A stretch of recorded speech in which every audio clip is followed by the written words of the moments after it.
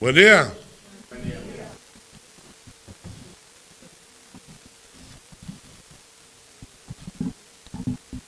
Hoy día es un día especial. Hay fiesta en el cielo, ¿no? 4 personas han dado testimonio de su fe en Cristo y eso siempre es una alegría. El Señor fue bien claro cuando le dijo a los discípulos: id por todo el mundo y haced discípulos en todas las naciones. ¿Cómo? Bautizándolos y enseñándoles. Las dos cosas, enseñar la palabra y bautizando. Y entonces nosotros estamos enseñando la palabra. Las últimas veces he notado algo que para mí ha sido muy interesante. En varias reuniones que hemos estado nosotros, hay algunos de ustedes que me han hecho preguntas bíblicas básicas, muy básicas, ¿no? Y entonces yo comencé a pensar, dije, la verdad es que en nuestra iglesia nunca hemos tenido un curso de doctrinas fundamentales. Entonces muchos de ustedes se han ido formando.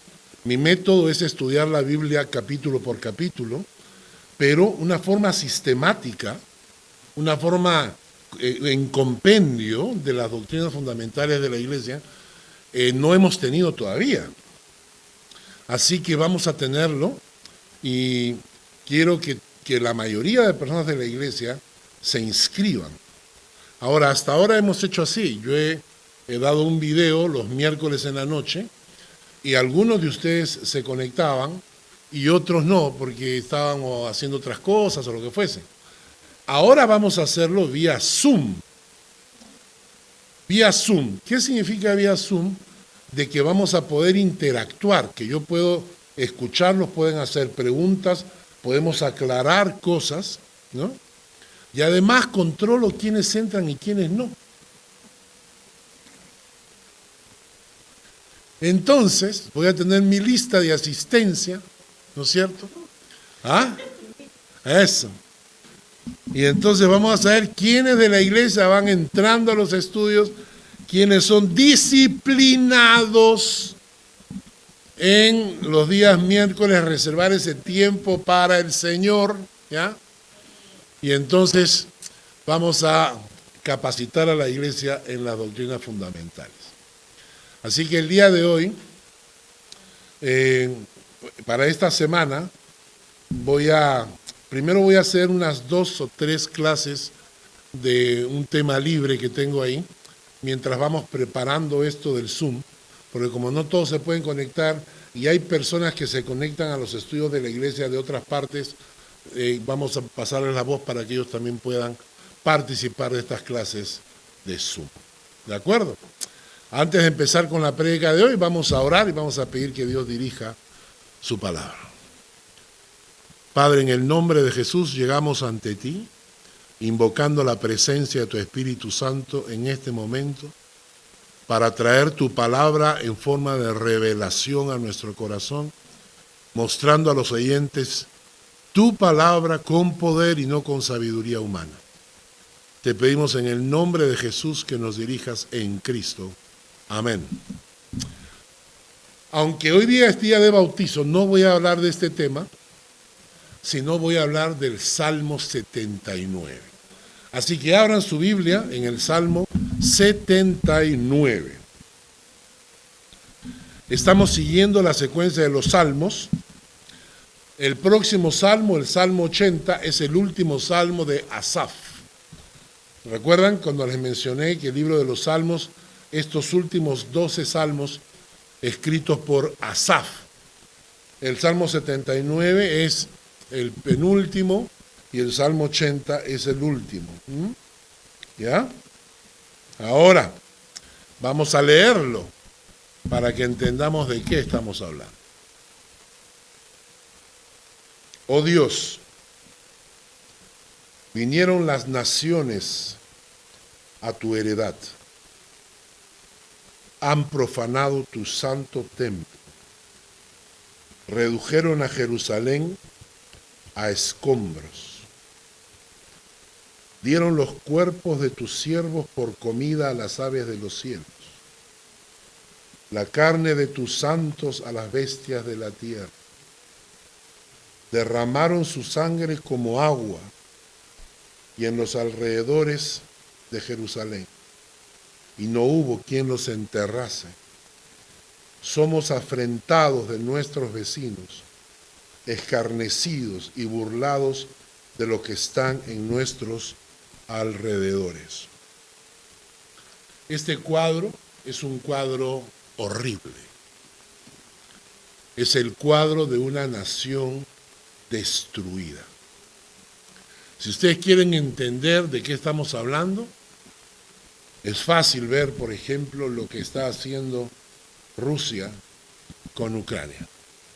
Y ustedes ven las fotos, esta gente no solamente invadió, sino que ha destruido ciudades completas. Cuando ustedes ven películas de la Segunda Guerra Mundial y ven cómo quedó Europa después de la Segunda Guerra Mundial, quedó destruida completamente. Cuando los aviones pasan y bombardean, y es decir, es una destrucción total. Lo que estamos viendo acá es exactamente esa imagen. Esa es la imagen que quedó después de la invasión de Nabucodonosor, el rey de Babilonia. Cuando estudiamos el Salmo 77, yo les conté la historia de Israel, ¿recuerdan? En el Salmo 77, yo les conté que el imperio, la nación de Israel, hubo una división, ¿no? ¿Recuerdan? Y que 10 de las tribus se agruparon al norte y mantuvieron el nombre de Israel.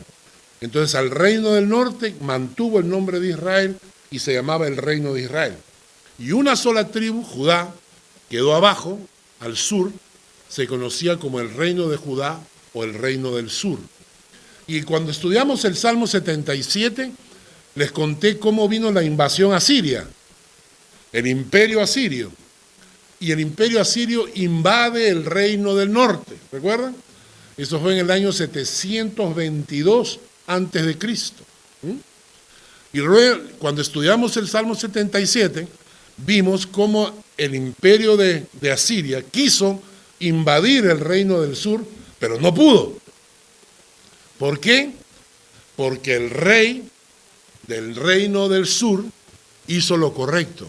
Entró al templo de Dios y puso delante de Dios las cartas de las amenazas del representante asirio. Y le dijo, mira, Señor, mira lo que quieren hacer con tu pueblo. Y Dios escuchó la oración. El profeta Isaías, contemporáneo, agarró y dijo, no, un momento. Dios habló a través del profeta Isaías y le dice al rey, tú no te preocupes porque vas a ver la mano de Dios. Y esa noche sale un ángel de Dios y destruye en una sola noche 185,000 asirios. A los asirios al ver eso despertaron, ya saben cómo estaban, ¿no? Como se dice en el Perú, patitas, ¿para qué te quiero? Y se fueron de regreso a su tierra, ¿no? Y entonces el imperio asirio no pudo invadir el reino del sur porque Dios lo protegió. Ahora estamos hablando de 135 años después. 135 años después, ya el imperio asirio ha caído y el imperio babilonio ha crecido. Y ahora el imperio babilonio ya se comió todo lo que Asiria había tenido, pero había ahí una nación llamada la nación de Judá, el reino del sur, y dice, esto también quiero.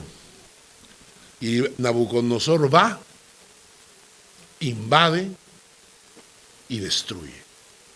El contexto de este pasaje lo vamos a encontrar en Segunda de Reyes, capítulo 25. Vamos a Segunda de Reyes, capítulo 25, versículos 1 al 7.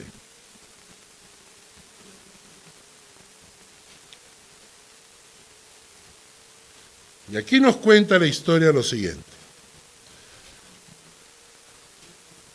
Aconteció a los 9 años de su reinado, en el mes 10º, ¿ya lo tienen todos? No veo, hay un par de personas lentitas. Segunda de Reyes, capítulo 25, ¿ya? ¿Lo tienen todos? Vayan chequeando quiénes tienen el celular, ¿eh? Ya pronto vamos a regresar, ¿eh? Pronto vamos a regresar. 5 francos el que tiene celular y no tiene Biblia de papel. Segunda de Reyes 25, versículo 1 en adelante. Aconteció a los 9 años de su reinado, en el mes 10º, a los 10 días del mes, que Nabucodonosor, rey de Babilonia, vino con todo su ejército contra Jerusalén. Y la sitió, y levantó torres contra ella alrededor, y estuvo la ciudad sitiada hasta el año 11º del rey Sedequías. Cuando se dice acá a los 9 años de su reinado, del rey Sedequías, en el mes 10º, a los 10 días del mes, el mes 10º, el mes 10º lunar, era entre mediados de diciembre y mediados de enero. A los 10 días de ese mes vendría a ser el 25 de diciembre.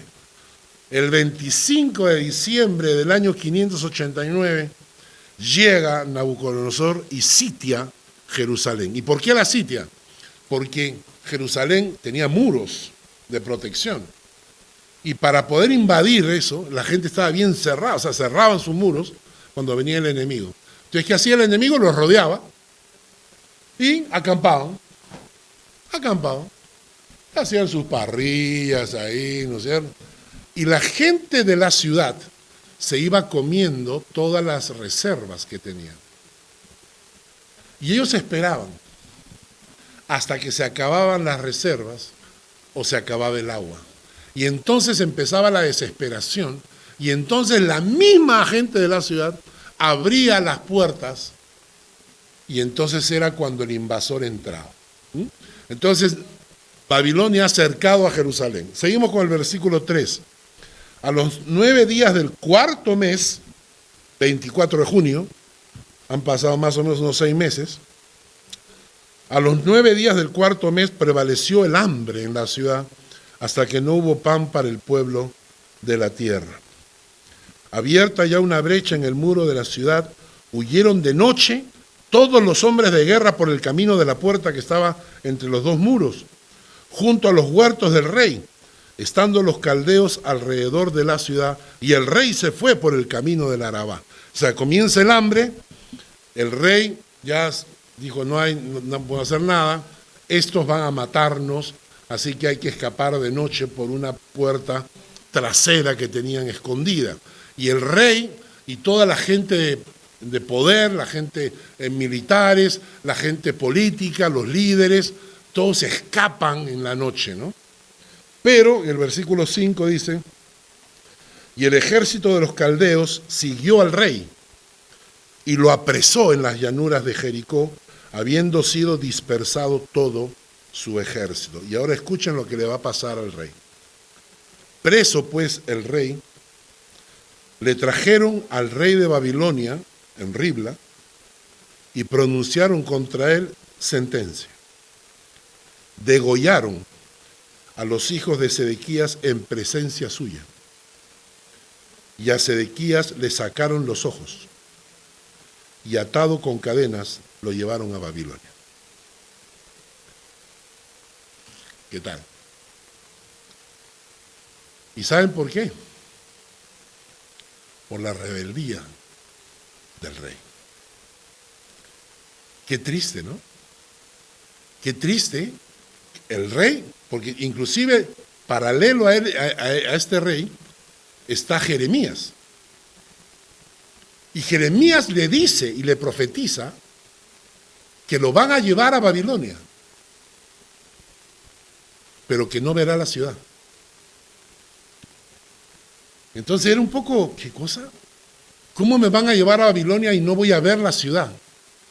Y castigan a Jeremías por hacer esa profecía. Y lo castigan. ¿Por qué? Porque estaba a favor de Nabucodonosor. Y Jeremías le dice, ¿no entienden lo que está pasando? Y claro, nadie entendía hasta que ocurrió. Primero degollan a sus hijos cuando todavía tiene sus ojos para que lo vean. Y luego le sacan los ojos y se lo llevan a Babilonia. Y llegó a Babilonia, pero nunca vio la ciudad. Y cuando tú te preguntas y dices, pero ¿cómo fue el contexto? ¿Por qué razón ocurren estas cosas? Nos vamos a Segunda de Reyes.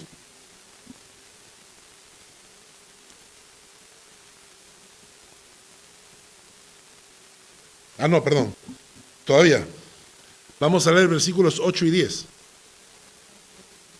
Segunda de Reyes 25, versículos 8 y 10. Dice, en el mes quinto, a los 7 días del mes, siendo el año 19 de Nabucodonosor, rey de Babilonia, vino a Jerusalén Nabuzaradán, capitán de la guardia, siervo del rey de Babilonia, y quemó la casa de Jehová, la casa del rey, y todas las casas de Jerusalén, y todas las casas de los príncipes, quemó a fuego, y todo el ejército de los caldeos que estaban con el capitán de la guardia, derribó los muros alrededor de Jerusalén. En conclusión, un mes después, al mes quinto, un mes después, cuando ya el ejército había invadido Jerusalén, se regresan, pero Nabucodonosor manda a su capitán de la guardia para que destruya la ciudad. Y entonces el capitán de la guardia llega un mes después de la invasión y destruye todo. Destruyen el templo, destruyen la ciudad, destruyen las casas, es decir, dejaron ruinas, solamente ruinas. Salmo 79.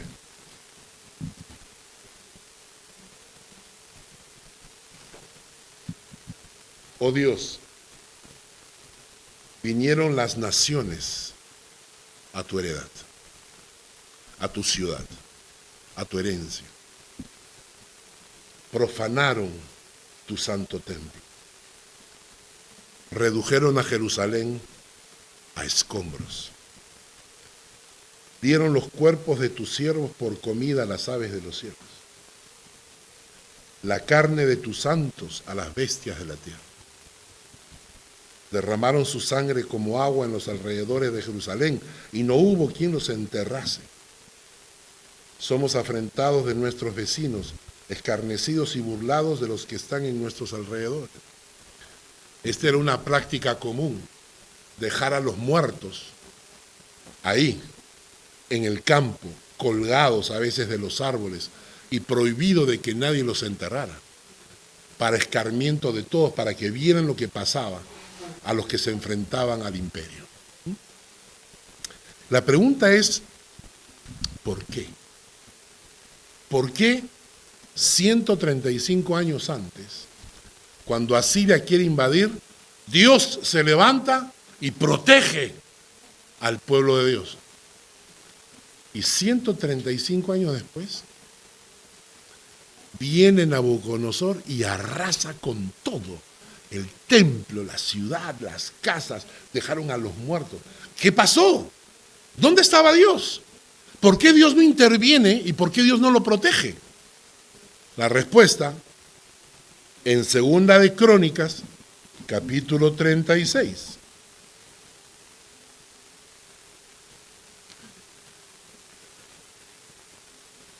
Segunda de Crónicas, capítulo 36.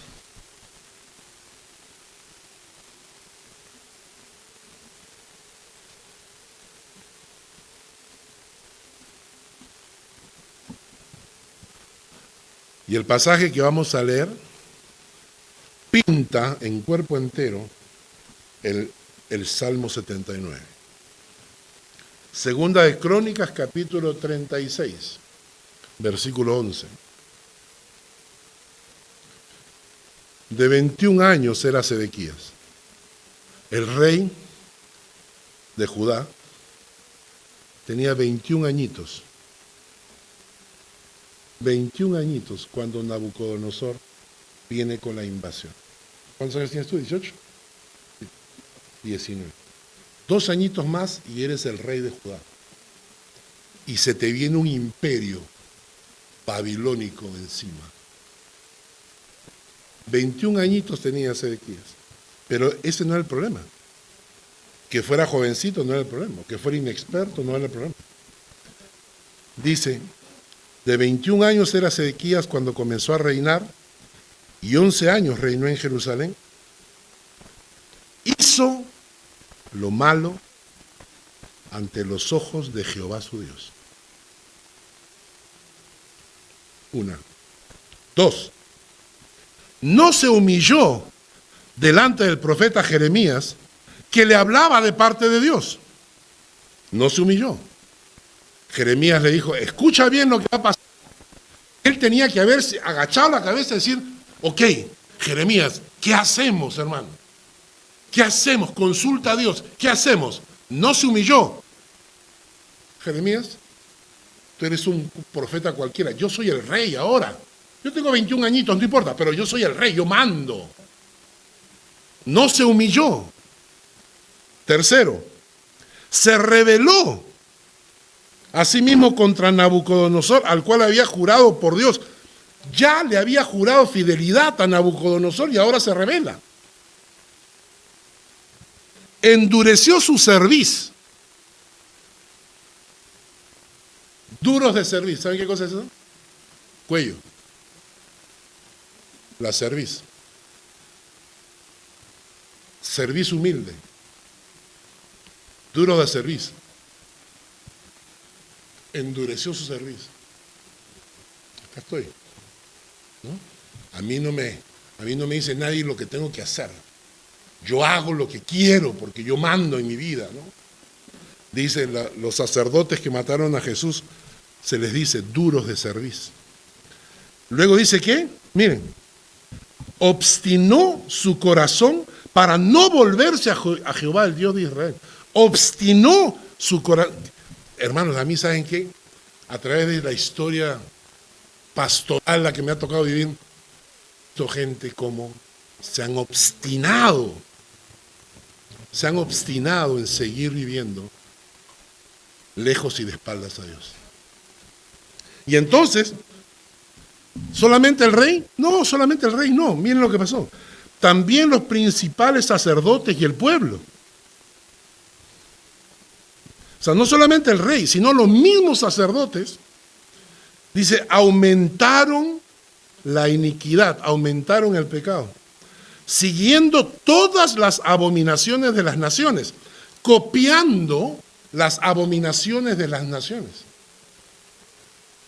y contaminando la casa de Jehová, la cual él había santificado en Jerusalén. Miren la misericordia de Dios. Y Jehová, el Dios de sus padres, envió constantemente palabra a ellos. Constantemente. ¿Conocen ustedes esa gente a la cual uno le habla y Dios te dice, díselo otra vez y díselo otra vez y háblale?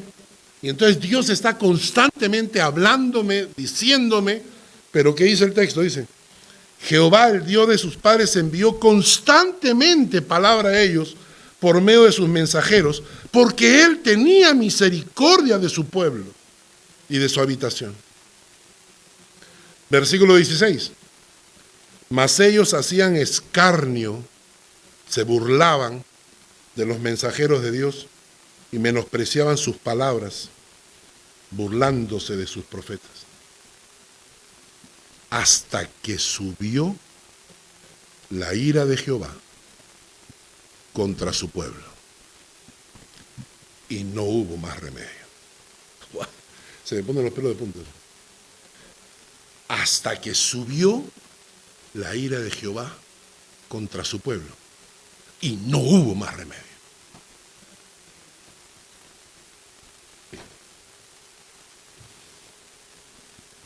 ¿Cuánta gente? Nosotros mismos. ¿Cuántas veces somos tan necios, hermano, de vivir de espaldas a Dios? Y es muy fácil. ¿Qué cosa significa vivir de espaldas a Dios? significa que no hablas con Él, que no lo buscas, que tú vas por tu camino y Dios va por el suyo, hasta que viene el cáncer. Pastor, por favor, ore, me estoy muriendo. Oye, ¿qué pasó los últimos 3 años? Ay, perdóneme, pero que me estoy muriendo. Pastor, por favor, ore por mi tía, por mi Juanete, que no me lo puedo sacar, me duele mucho. Ahí sí buscamos a Dios. Ahí sí buscamos a Dios.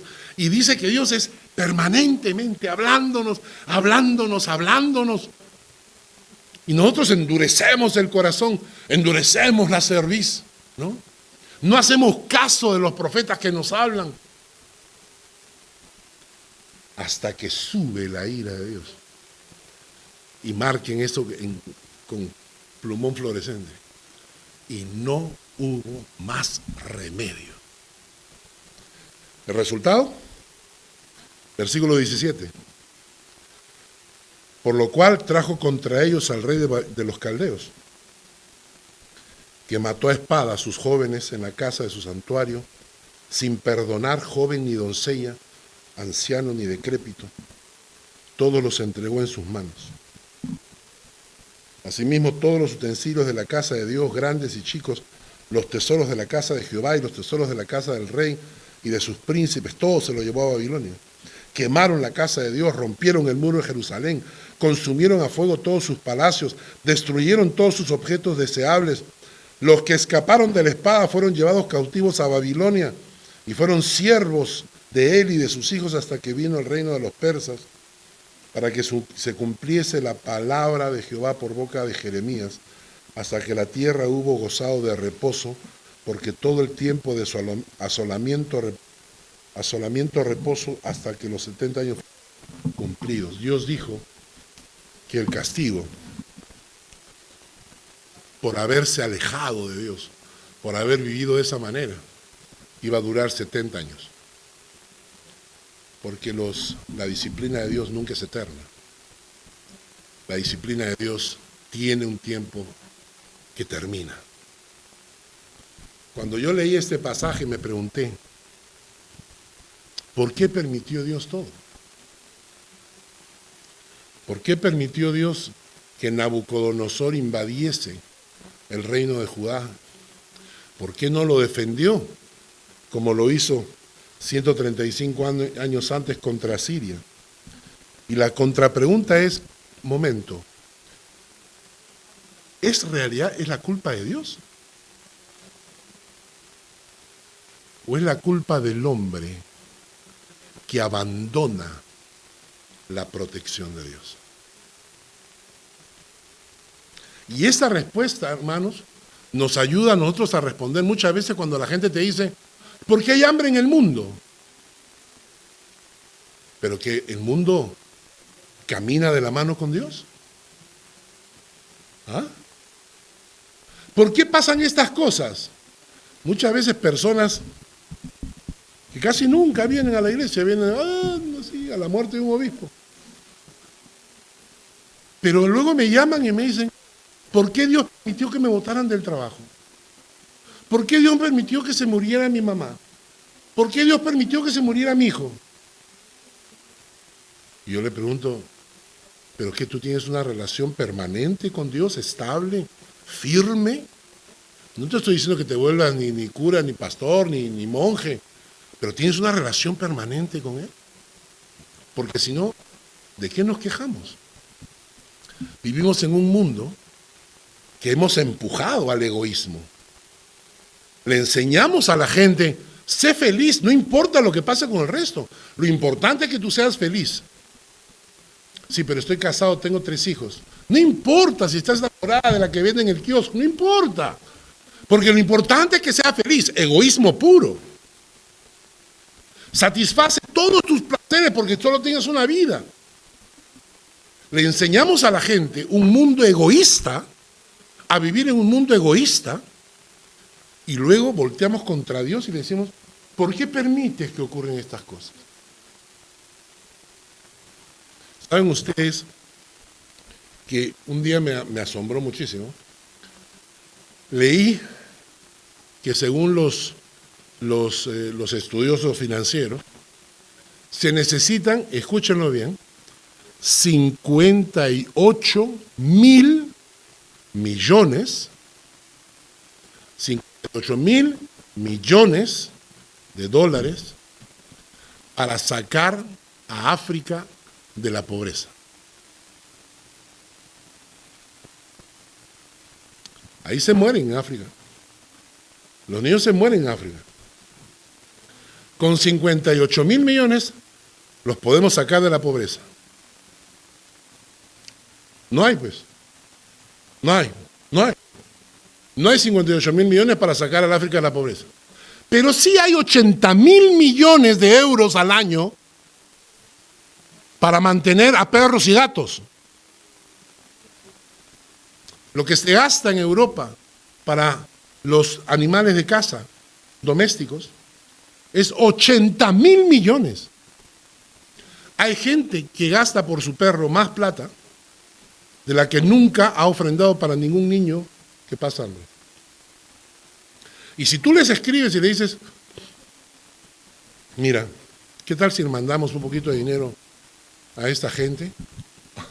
Un momento, ¿eh? No me estarán robando, ¿no? ¿Y cómo sabes que va a llegar el dinero? Y si se lo comen en el camino, claro, hay gente que son estafadores, entonces uno se retrae y dice, no, es verdad, hay estafadores, pero hay gente que realmente lo necesita. Pero le ponemos 50 peros, no, pero cuidado, no sé si... Oye, ¿sabes qué? Hay que comprarle un vestidito lindo a mi gato. ¿Cuánto vale? 30 francos, no importa. 30 francos por un gato, pero 30 francos no para un niño que pasa hambre. Lo peor de todo, fue en el año 2018, cuando vino la crisis financiera mundial. Cuando los bancos americanos estafaron al mundo entero y engañaron a todo el mundo, ¿no? Y entonces, entre ellos también estábamos nosotros, ¿no? Pero el presidente de la Unión de Bancos Suizos, inteligente, un año antes de que saliese todo el problemón, él salió y dijo que había un problema financiero, que ellos habían sacado sus acciones y que Suiza había perdido 80 mil millones. ¿Recuerdan eso? El presidente de la Unión de Bancos Suizos dijo que Suiza había perdido 80 mil millones y que ya lo había cubierto con préstamos no sé dónde y que la economía suiza no iba a variar. Todo el mundo puso el grito en el cielo, lo votaron al presidente. En su última presentación, inclusive, alguien llevó una salchicha porque como iba a pasar hambre el pobre, ahora que perdió el trabajo, y él llevaba en su bolsillo un tubito de mostaza, dijo, ¿no? Entonces estaba preparado, pero luego dijo que lo iban a contratar el siguiente año, cuando supieran lo que iba a pasar. ¿Y qué pasó? Estados Unidos perdió 3 trillones y lo inyectaron. O sea, el gobierno americano, para sostener su sistema financiero, inyectó 3 trillones de dólares. España tuvo que inyectar 100 mil millones para mantener a los bancos. Alemania inyectó 300 mil millones. Francia inyectó 300 mil millones para sostener a los bancos. Pero no hay 58 mil para quitar el hambre de África. Hay 300 mil para que no mueran los bancos. Y hay una nación que hizo una jugada genial, no sé cuál es. Bueno, no me recuerdo el nombre, pero leí que lo que hizo este gobierno fue, en lugar de inyectar dinero a los bancos, lo que hizo fue decirle a la gente que tenía hipotecas: ¿tienes una hipoteca? Ven, nosotros la vamos a pagar. Y así inyectaban el dinero en los bancos pagando la hipoteca de la gente. Y la gente quedó sin hipotecas, el banco quedó con plata, la nación, o sea, los bancos, el sistema financiero funcionó, y lo lindo es que toda la gente quedó sin deudas. mucho más inteligente, ¿no sabes? Entonces, el Salmo nos dice, la enseñanza es brutal, ¿no? La enseñanza es por qué nos ocurren cosas malas. Y la primera cosa que tengo que preguntarme es, ¿seré yo el problema? No Dios. ¿Seré yo? Miren, vamos al Salmo 79. Porque lo primero que ocurre con el salmista es reconocer que el problema no está en el mundo, en la sociedad, el problema está en mi corazón. En el Salmo 79, versículo 5, él dice, ¿hasta cuándo, oh Jehová, estarás airado para siempre? ¿Arderá como fuego tu celo? Derrama tu ira sobre las naciones que no te conocen y sobre los reinos que no invocan tu nombre, porque han consumido a Jacob y su morada han asolado. Pero la primera cosa que él le dice es, ¿hasta cuándo, Jehová? ¿Estarás airado para siempre? O sea, la primera cosa que hace el autor del Salmo es reconocer que su problema no es un problema político-militar, no es un problema geopolítico, no es un problema social. Lo primero que reconoce él es que su problema es un problema espiritual. ¿Hasta cuándo, Dios? Y me encanta cómo definen a las naciones. ¿Se han dado cuenta?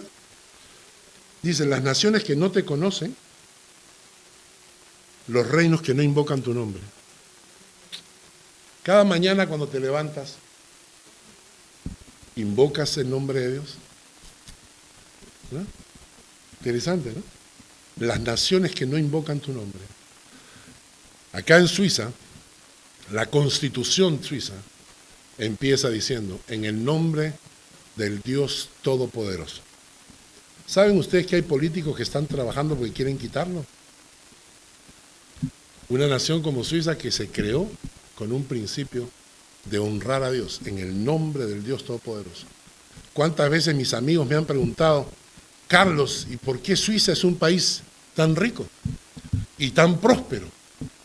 Yo dije, bueno, hay varias cosas, pero creo que la primera, y hay que hacer una lista, pero en primer lugar, la Constitución que empieza diciendo, en el nombre del Dios Todopoderoso. Y hay gente que lo quiere quitar. Naciones que no te conocen, naciones que no invocan tu nombre. Tengo muchos amigos míos que no conocen al Señor y que no invocan el nombre del Señor, que tienen un corazón duro de servicio, ¿no? Y entonces, hermanos, lo único que nos queda es clamar por misericordia. Miren, versículos 8 en adelante, el salmista nos enseña, clama por misericordia. No recuerdes contra nosotros las iniquidades de nuestros antepasados. Vengan pronto tus misericordias a encontrarnos, porque estamos muy abatidos. Ayúdanos, oh Dios de nuestra salvación, por la gloria de tu nombre. Líbranos y perdona nuestros pecados por amor de tu nombre. La única actitud que podemos tener para recibir misericordia de Dios es un corazón quebrantado. No duros de cerviz, sino un corazón quebrantado. Porque al corazón quebrantado dice que Dios jamás, jamás desechará. Y miren esta frase, ¿no? Un reconocimiento total. Dice, miren, no recuerdes contra nosotros las iniquidades de nuestros antepasados. Vengan pronto tus misericordias a encontrarnos, porque estamos muy abatidos. Ayúdanos, oh Dios de nuestra salvación, por la gloria de tu nombre. Líbranos, perdona nuestros pecados. El autor sabe que su problema es espiritual. Y a veces nosotros no entendemos, hermano. A veces no entendemos que lo que necesitamos es que Dios perdone, restaure, sane nuestra alma. Porque es la diferencia de 135 años en el pueblo de Judá.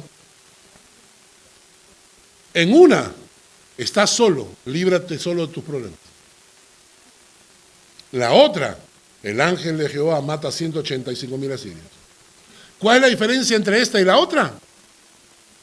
El corazón quebrantado. Cuando tú te acercas a Dios y le dices, perdóname Dios, te ofendo tantas veces, miento, robo, engaño, soy falso, soy hipócrita. Y todo eso, tú vas delante de Dios, te pones de rodillas y le dices, Señor, perdóname. Y cuando vas con esa actitud, entonces Dios dice, ahora nos entendemos. ¿Alguna vez has llegado a Dios con esa actitud?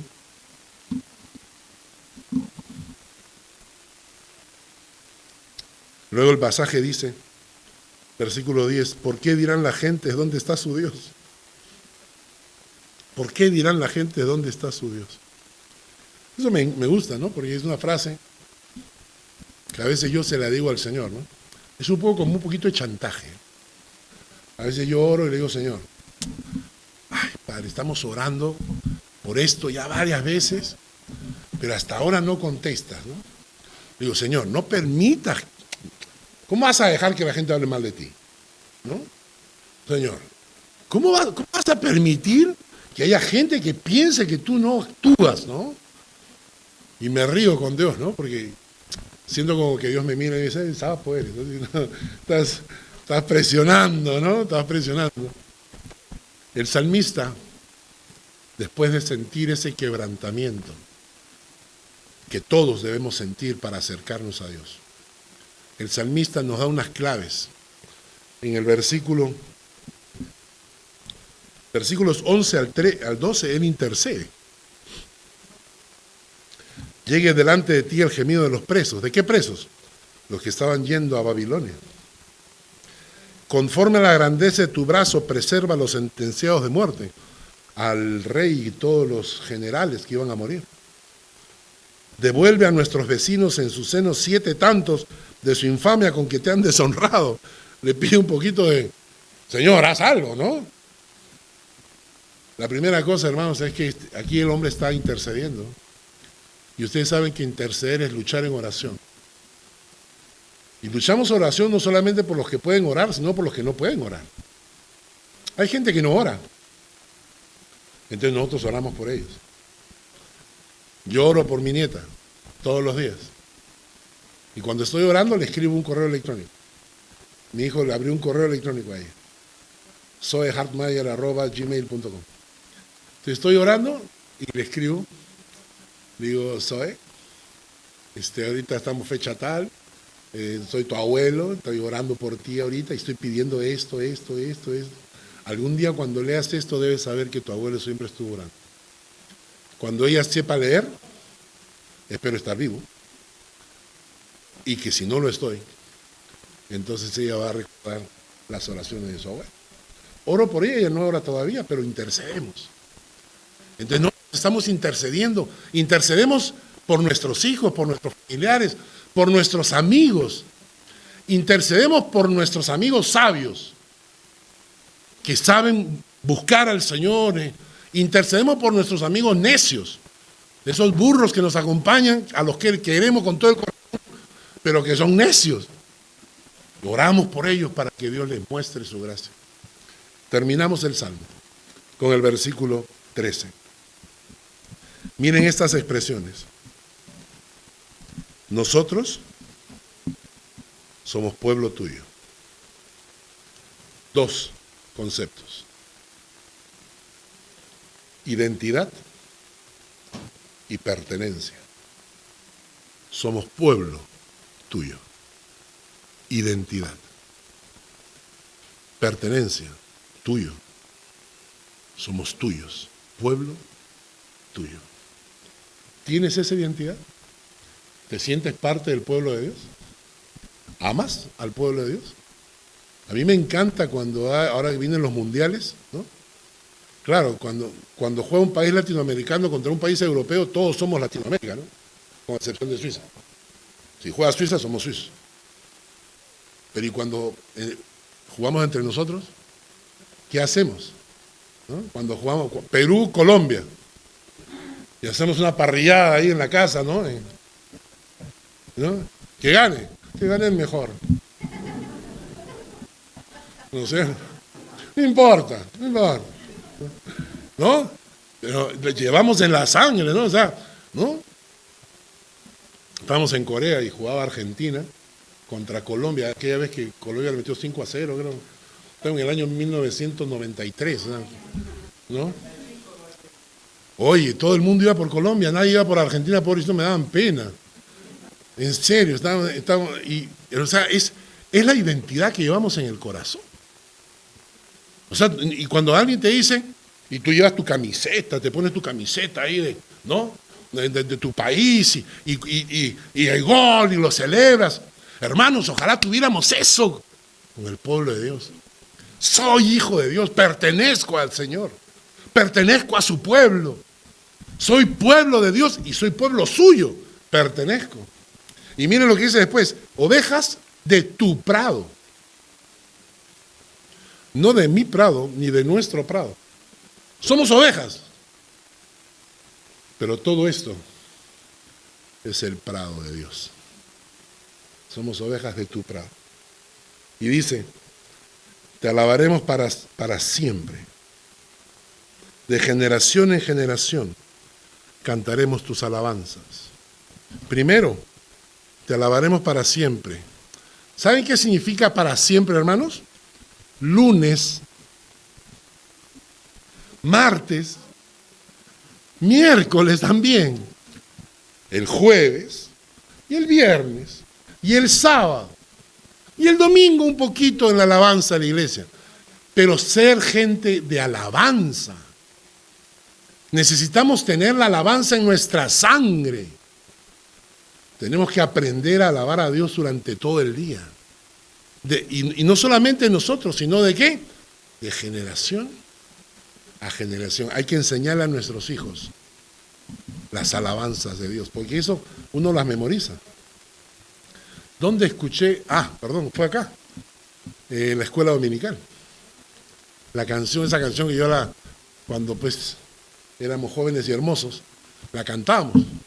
Uno es el camino que nos lleva a Dios. El camino es Jesús, quien por mí murió. Y la canción continúa, ¿no? Dos son los lugares donde puedo ir. Al cielo es con Jesús o si no a morir.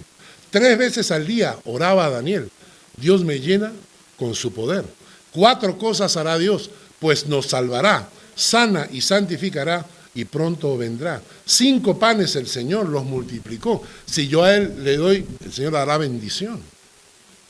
6 días nos dio el Señor para trabajar, pero en uno debo yo solo adorar. 7 es la cifra de la perfección, y perfecto yo seré por la salvación. Y yo cantábamos esa canción, y las canciones te dejan el mensaje en el alma. Termino.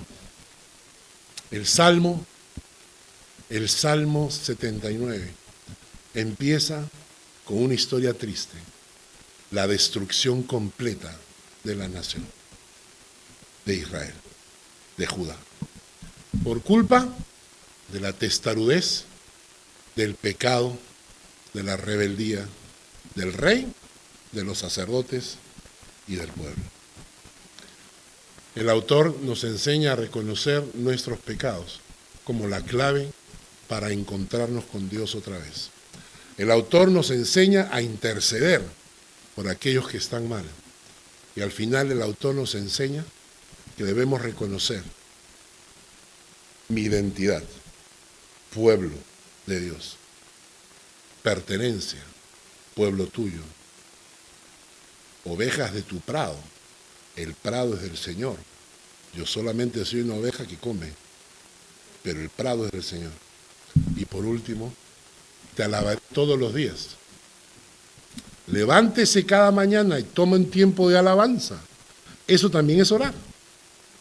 La gente me dice a veces, pero pastor, usted se levanta temprano. No, a veces me levanto a las 3, a veces me levanto a las 4, a veces me levanto a las 5 cuando me quedo dormido. Y a veces tengo 1 hora, 1 hora y media. ¿Usted qué ora tanto? La verdad es que no. Las peticiones esas me duran 10 minutos, 15 minutos, ¿no? Inclusive a veces cuando tengo una lista larga de oración, Ya me da flojera, ¿no? El Señor acá, pues, a ver, la Tania ha pedido como 8 cosas, ¿sí? Tú sabes lo que él necesita, ya dale, ¿no? No sé, ya, ¿quién me va a gastar una por vez? El Señor conoce. Pero paso mucho tiempo alabando, cantando a Dios. Les enseñé a mis hijos a cantar y hasta ahora ellos cantan. Cuando íbamos a la iglesia, las iglesias que me conocían, me decían, pastor, ¿puede cantar usted con nosotros? Y yo le decía, sí, pero necesito 2 micrófonos. Y yo me decía, ¿para qué necesito 2 micrófonos? Entonces yo me paraba en la primera línea y me ponía los 2 micrófonos, y en una lo paraba Jancito y en la otra lo paraba Marca. Y le ponía un micrófono a cada uno. Yo me quedaba sin micrófono porque yo lo tengo incorporado. Y entonces, y cantaban, desde que eran chiquititos, cantaban en la iglesia. Y hasta ahora siguen cantando. Que Dios bendiga su palabra. Gracias, Dios, por esta mañana. Gracias por esta palabra. Gracias por el Salmo 79. Ha sido bueno otra vez en enseñarnos, en llamarnos, Señor. Y no es para que salgamos mal de este lugar, sino gozosos de que nos has hablado, de que nos sigues hablando. Y mientras nos sigas hablando y sigamos escuchándote, nunca será tarde. Siempre habrá un chance que tú quieres para nuestras vidas. Yo te pido por las personas que han escuchado el mensaje de esta mañana acá, si hay alguno, oh Dios, que necesita de ti, si hay alguna persona en este lugar que, como dice la palabra, aún no te conoce, aún no invoca tu nombre, yo te pido en el nombre de Jesús que toques su corazón, que le ayudes a llegar a ti, que abra su corazón, que te invite a entrar para que tú seas parte de su alma. En el nombre de Jesús. Amén. Amén. Que Dios les bendiga. El Señor te bendiga y te guarde. El Señor haga resplandecer su rostro sobre ti y tenga de ti misericordia. El Señor alce sobre ti su rostro y ponga en ti paz.